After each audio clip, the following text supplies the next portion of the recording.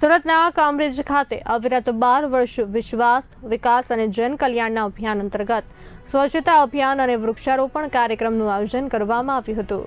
કાર્યક્રમમાં રાજકીય અને સામાજિક આગેવાનોની ઉપસ્થિતિમાં સ્વચ્છતા અને પર્યાવરણ સંરક્ષણનો સંદેશ આપવામાં આવ્યો હતો। વડાપ્રધાન નરેન્દ્ર મોદીના નેતૃત્વમાં છેલ્લા 12 વર્ષ દરમિયાન થયેલા વિકાસ કાર્યો, જન કલ્યાણકારી અને પર્યાવરણલક્ષી યોજનાઓ અંગે પણ વિસ્તૃત માહિતી આપવામાં આવી હતી।